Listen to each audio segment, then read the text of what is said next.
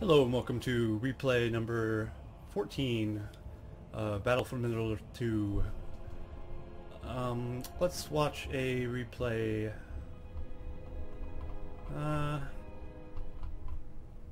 Let's do 3-player free-for-all as Dwarves on Dead Marshes. Dead Marshes is a bigger map, so 3 players is an interesting choice for this one. I do not remember this game, so we'll see what this is all about.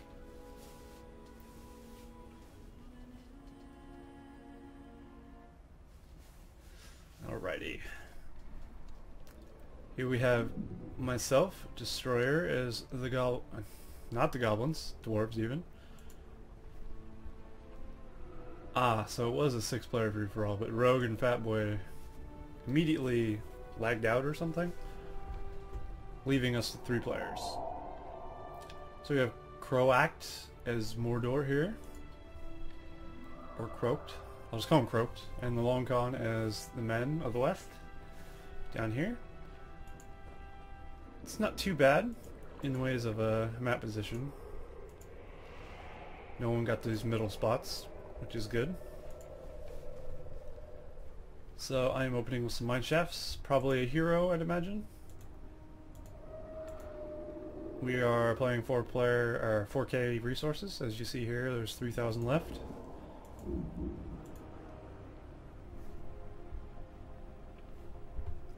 Undoubtedly a no rules game, so anything goes here.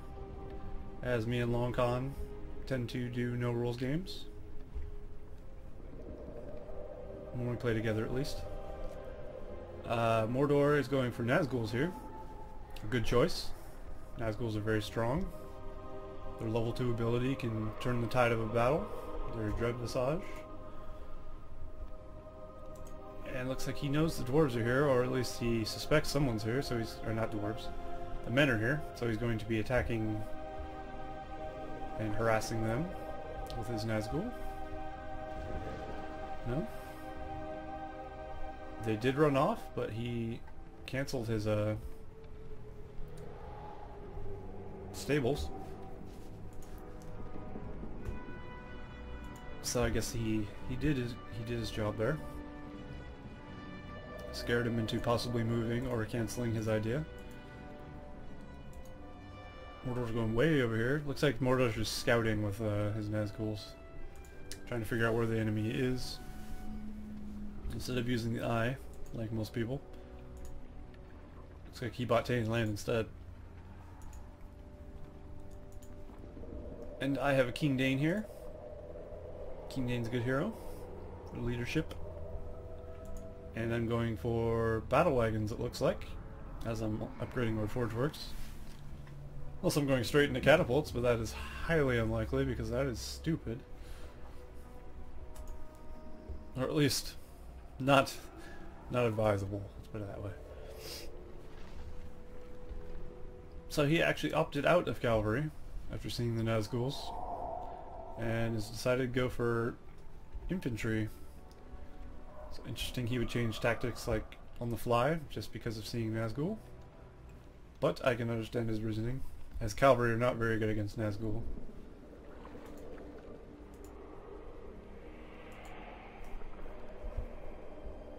And I have a barracks here now, Hall of Warriors.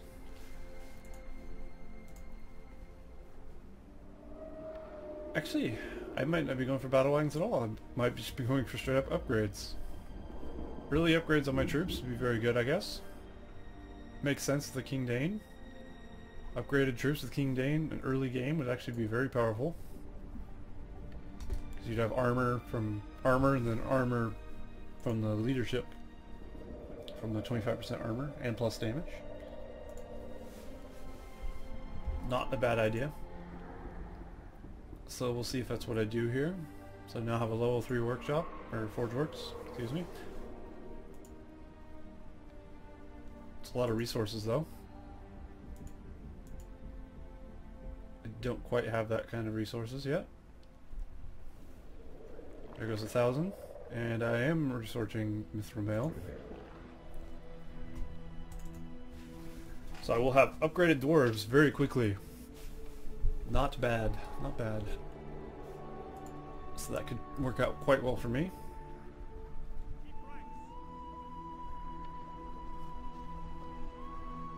He does have Aomer still. His spear throw does little to nothing to an Nazgul, as you see here. But he does have the backup of pikemen, which is good.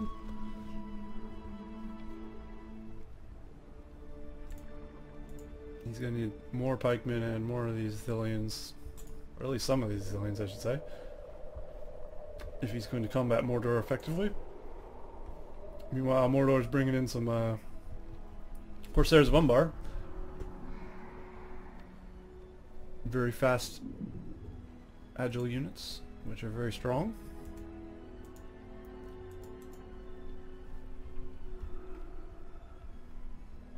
When I used to play on the Xbox, no one would use these. Like very often, or very little, they were used.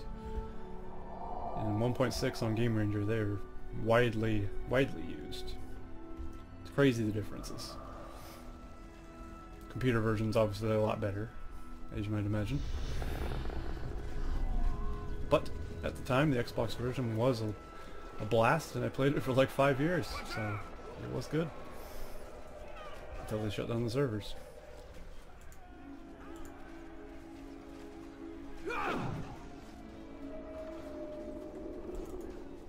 Omer is actually a good for this because of not Horse Lord.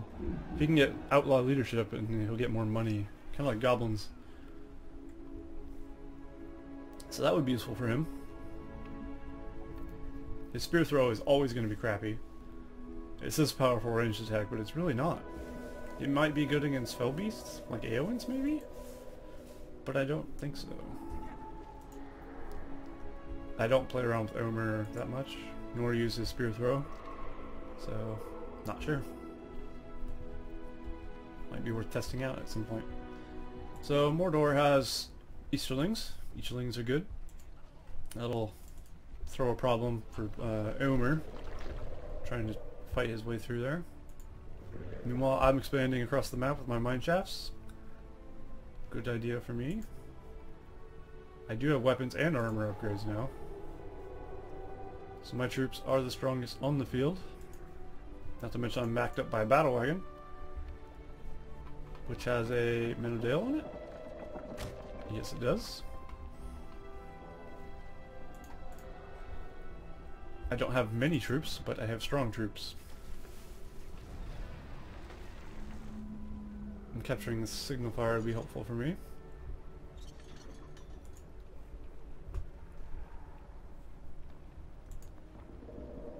Nazgul could be a nuisance here if he decides to run around and start destroying farms. All I really have to do is put some pikemen in my tunnel though, and I might be able to just defend against that pretty well. Especially if they're upgraded pikemen.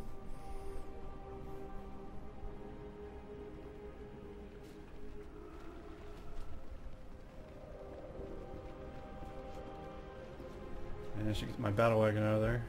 It's an expensive piece of machinery to lose to some Nazguls. But Nazguls are faster than the battle wagon. And I will not make it away probably. Ah, he kills it. Unfortunate for me. Getting him level 4 on both of his Nazguls. Ouch. Once to level 6, my hero will be having trouble, as being neutralized by the Morgul Blade quite often. Here comes some upgraded dwarves again. Looks like I'm even getting the banner carrier, as it's queued up for purchase. I like getting banner carrier on them because of the charge attack they get at level 2. Plus they're just stronger.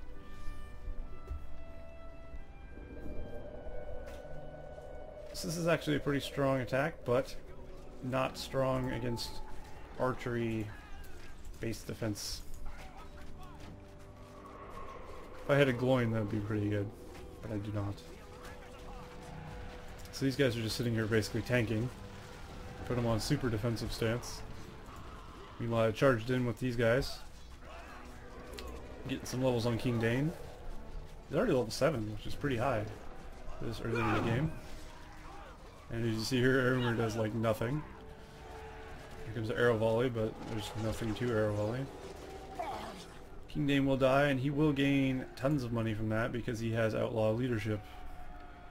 So just like the Goblin Scavenger, he has that, and he will make lots of money off killing my heroes and my armies. So that's bad news for me. And I will probably, hopefully, not be sending too many more attacks that are weak like this. Just feeding him power points and money. Because even if they get killed over here, as long as he's next to the source of the killing, they get the money. Here's 3 Nazguls now. I do have some pikemen here, at least, but I don't feel that's going to be enough to stop these Nazguls. It's enough to scare them off, at least. Should send them into it, yep. And now they have weapons and armor, so they will be quite more effective against those Nazgul.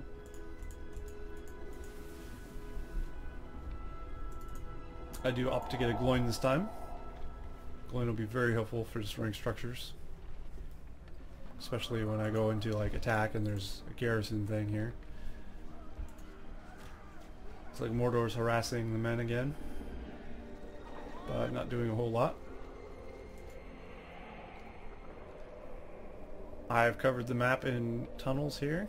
I have a lot of map control, resource space. Mordor has a decent amount as well. The men could have went out a bit more, I'd say. Like down here, I don't think anyone was attacking down here. He's keeping all of his farms next to his fort, which isn't a bad idea.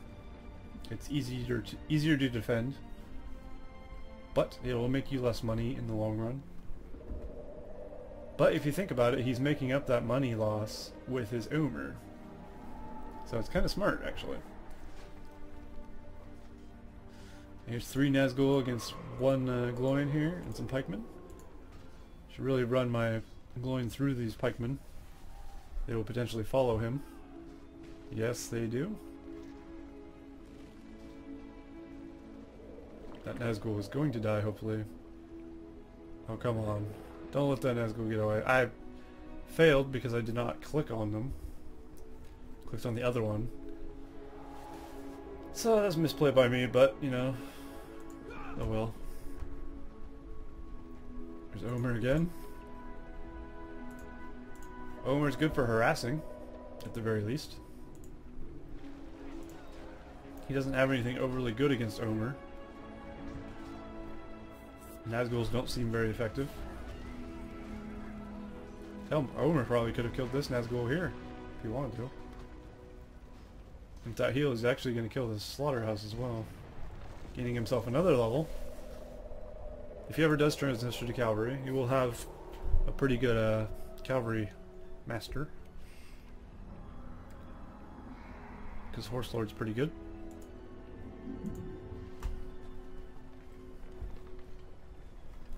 Looks like I've decided to go for some archers. Good decision. Archers are probably needed here.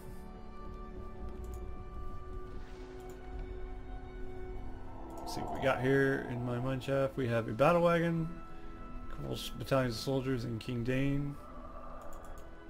Gloin is out here, I believe. Yep, Gloin is out here. So I have a pretty fierce army here. Nothing that will be able to stop or destroy Mordor off. He has a catapult expansion. 2 catapult expansions, in fact. Fire arrow upgrade, a lava moat, making it harder to hit his fortress.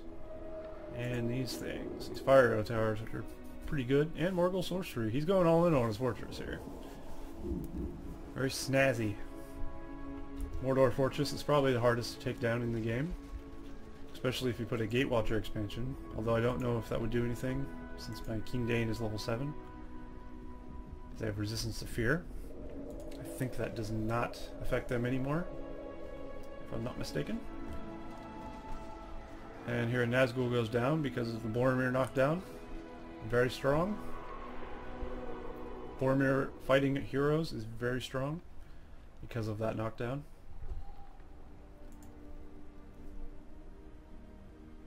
So no one's really got a huge advantage in this game as of yet. I do have my upgrades, which gives me an advantage in some way. And I do have a lot of map control as well, and the ability to just jump from one place to another by the way of mineshaft, as other teams do not have this luxury. Mordor has a pretty good amount of farm space as well. He has lumber mills to make up extra, and he has pretty mobile heroes. He has Mouth of Sauron and 2 Nazgul. He had 3 Nazgul. There's the third one because he died. So it looks like he's going to harass my stuff here. I told my troops to get out. Here they are. So he'll probably gain some levels off my farms, but he will lose stuff in the process. Mouth of Sauron almost dies.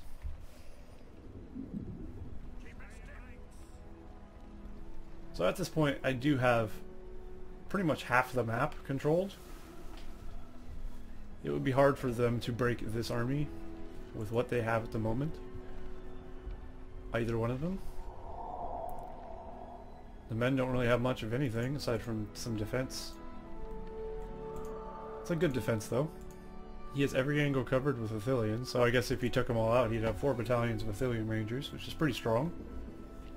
He has a Boromir and a couple battalions of pikemen, and a battalion of swordmen. So not a bad army if you think about it all together. This guy has... he's got Corsairs, obviously, and Haradrim Easterlings, not Haradrim, Easterlings. And then his 3 heroes. His 3 heroes making his army very much stronger because of the fear or armor reducing power they have, whatever. Oh, and damage. So yeah, forgot they did damage as well. I put a hearth on this battle wagon because I like having a mobile hearth. It's pretty useful. But I'm going to continue to lose mine shafts to these heroes. They're going to be quite the nuisance. So I don't have the means to kill them quickly enough, being so slow with the dwarves. But I do have axe throwers now. Axe throwers will help a bit. And a catapult as well. With fire rock upgrade, flaming shot. More battle wagons. And he does have a Nazgul, or a Fellbeast. Fortunately, I managed to buy some axe throwers, so I'm not completely defenseless. 3 battalions of axe throwers, in fact. So that Fellbeast won't be troubling my army right away. Meanwhile, Mordor's being harassed by Omer again. Omer seems to be doing his job quite nicely. I'm curious to see if he'll use a spear throw on it just to see how much it does.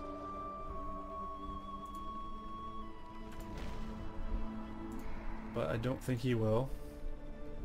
He's more looking to get this away to the safety of these guard towers.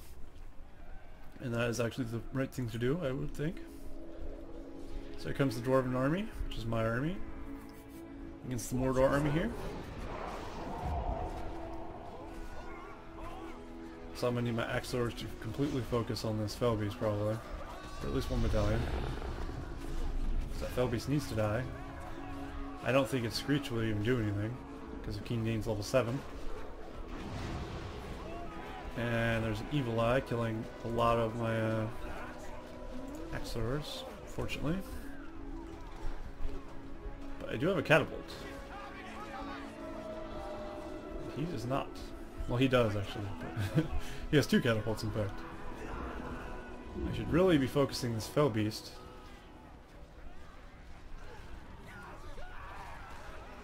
There we go. Looks like my heroes were not even with my army, so that's a mistake. Not sure why my heroes were so far away. Maybe I just rebuilt them, but I shouldn't have sent them in by themselves.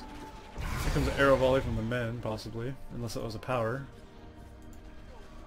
Nope, that was a power by Mordor here. So he does take my army out without too much trouble.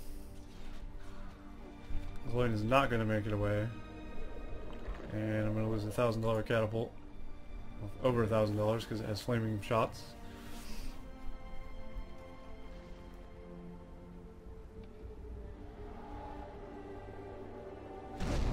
Oh, with the hammer. And now Gloin will start getting healed because he managed to make it to a hearth. Pretty sneaky. And I managed to save my Gloin, which is good. King Dane not so lucky though, unfortunately. Looks like Omer's going in again. 5 resource.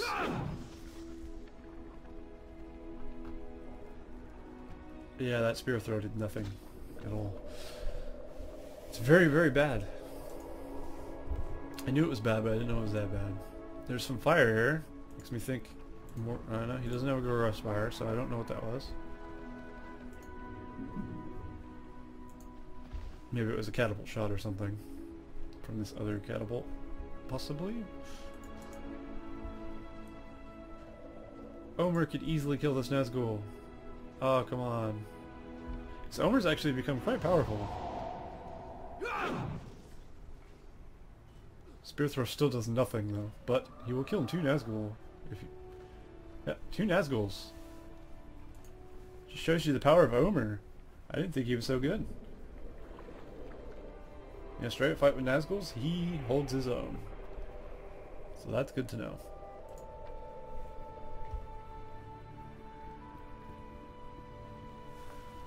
So I've taken up position here. This will probably be my defensive camp while I build up my siege army.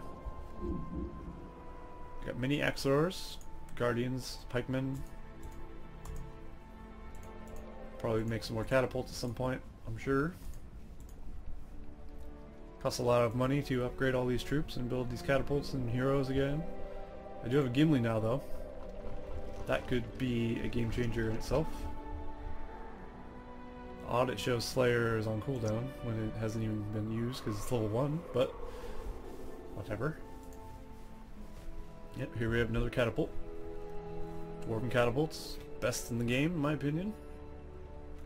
Since they fire 2 shots. And they have good range, albeit expensive. Here comes Omer trying to steal my thing.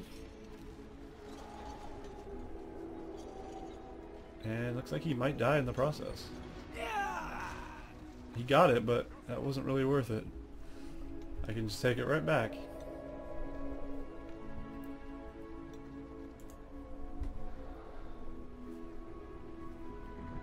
So yeah, the Mordor base is going to be hard to crack without catapults. And he has another Fell Beast. So now he has 2 Fell Beasts. 2 Fell Beasts and all 4 mounted heroes, excuse me. It's a tough nut to crack. This time if I do attack, hopefully I'll have my heroes with my army this time. Because that leadership would have made a huge difference. Especially in killing that Fell Beast, where the damage would have been significantly helpful. I do need to get Men of Dale instead of Axe Throwers, I feel though. Men of Dale are better against beasts, and I have hit my command point limit since this thing is not ticking over. But, as you can see, I have hit my command point limit for a reason. Not bad. It's an army of 830. Pretty good. I can see a Fell Beast Shadow. A couple of them. Hopefully he loses both. Axe Throwers are no joke against Fell Beasts, especially with leadership and armor or axe upgrades. So I should be plenty safe against these Fell Beasts.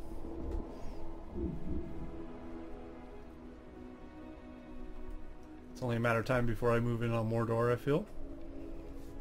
I'm not positive. I could go attack the humans, especially if he provokes me like this, which he might.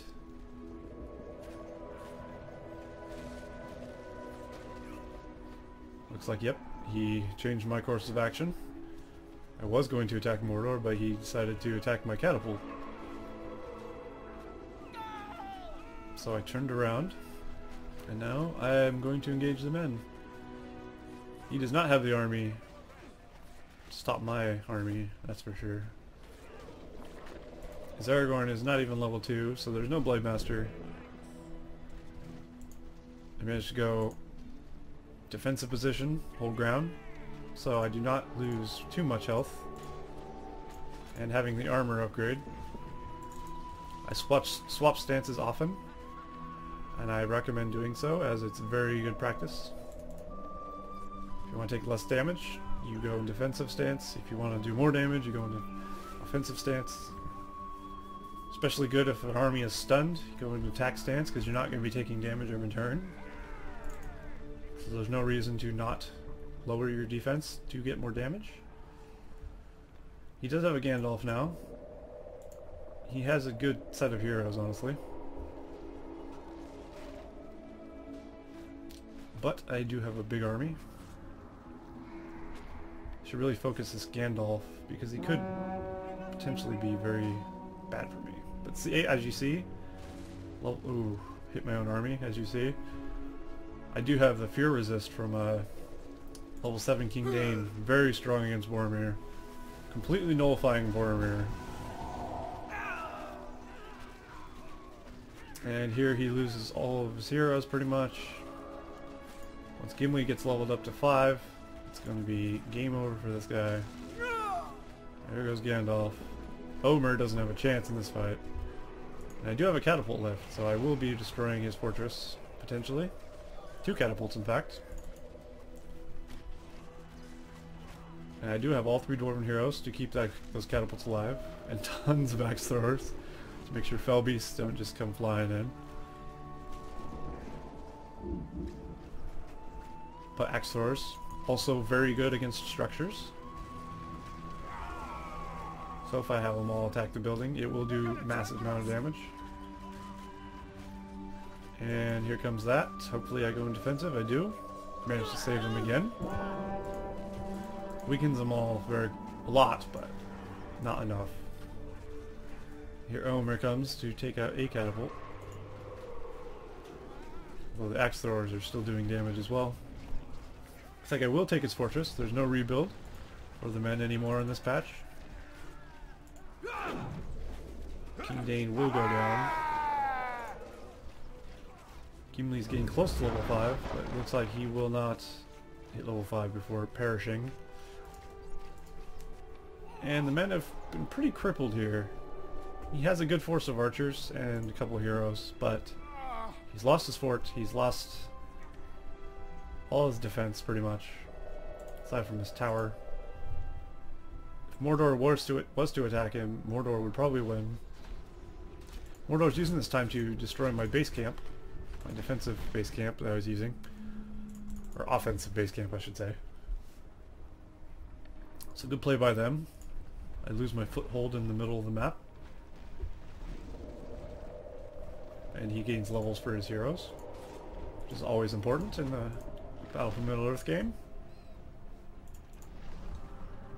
And I'm building mini towers because I'm fear of fell beasts, as I should.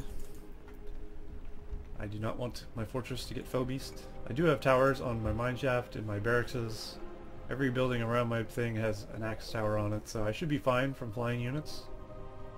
But better be safe than sorry. It looks like here I'm going to lose a lot of mineshafts because I'm not able to stop him from destroying them, which is really unfortunate for me. Let's take a look at the PowerPoints here. I have 11 left over after buying Men of Dale and Rallying Call, Dwarven Riches. So that's pretty good. Dwarven Riches, very useful. And I actually have... I'm spending my money quite effectively. Not saving up too much. Mordor has 10 grand, over 10 grand. He's got a few powers himself. He's got the arrow volley, a couple buff powers. Long Con, unable to use his powers because he has no fortress. Has arrow volley and heal, and 14 left over. His new fortress is coming up though. And it looks like the Men of Dale are going to be slaughtered because I sent them in there by themselves to stop these fell beasts. And I've decided to send in an army with no axe throwers to combat fell beasts. But it manages to scare him off. So Mordor flees back to his base. Meanwhile, I do have new Men of Dale, real Men of Dale with fire arrow upgrades. I'm not actually sure how good black arrows are. It says adds triple damage, but I'm not sure if they're actually better than just shooting, because you have to stop and shoot. But who knows? I might test that later, just to see how good they are against fell beasts or eagles or whatnot. So Mordor now has a troll cage. He could potentially get some attack trolls out. Be good for him. And looks like he's decided to attack the humans.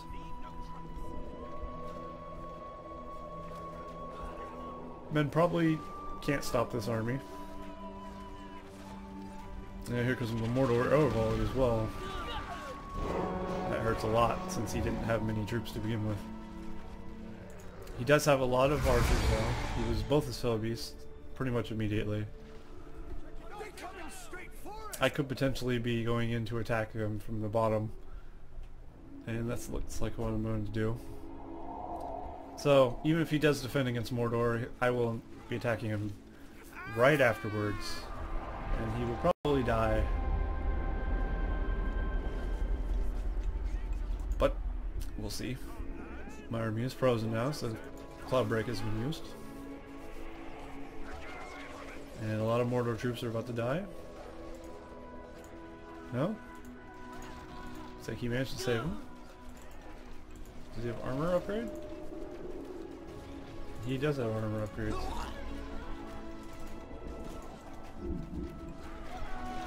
Zoom in a little bit. Watch this battle. Boromir and Aragorn pretty much desperately trying to save her for it.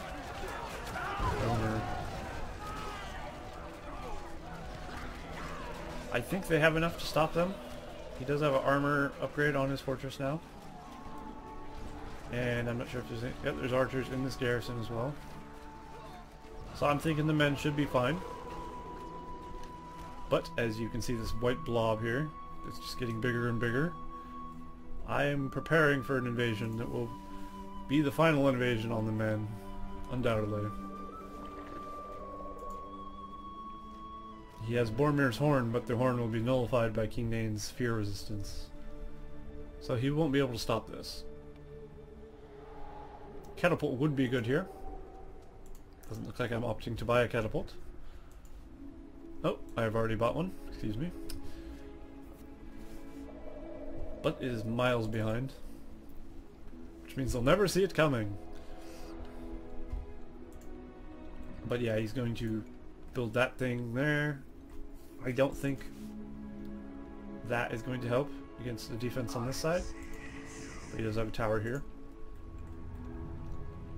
He's just trying to be defensible in both positions. He's getting sandwiched here. Not at the same time. I did go afterward. Mordor will see that I'm about to attack though.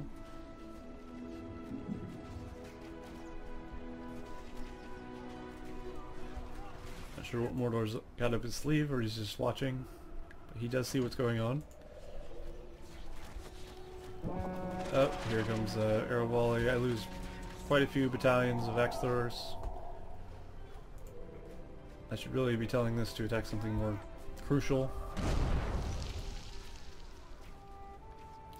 Shake Foundation will be very good on the fortress. I'm probably going to do that. Nice. And that will stop him from building any builders or heroes. Although he has pretty much all his heroes that he needs anyway. Comes another arrow volley. Doesn't manage to kill anything. One Men of Dale dies. Not a whole lot. I have Gimli with Slayer now, fighting Aragorn with Blade Master, but I have a lot more troops than he does backing me up. And in comes Mordor.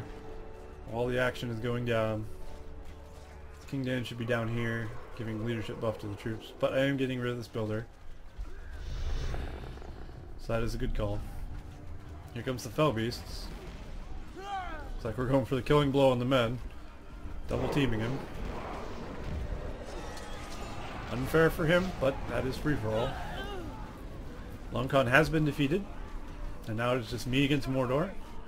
One of these Fell Beasts happens to be the Witch King. This one. So that could be a problem for me. Potentially if he unmounts him, he could be very destructive against my army. But he doesn't need to, because there's not enough archers to stop him here. So literally all I'm going to need is an army of archers and pikemen at this point, combined with my heroes. So it looks like he cleans up the remnants of my army here. Not much trouble. Help these flying heroes, very strong. A huge asset to Mordor when used properly. But I will be training Men of Dale. Key priority here. I do have 3 barracks or archery range, so Men of Dale aplenty will be coming. Let's take a look at the powers and the money. I am rich here, as well. Mordor actually quit the game, so leaving me with a win. So yeah, anticlimactic game, but that's that game. Hope you enjoyed that one, and we'll see you in the next one.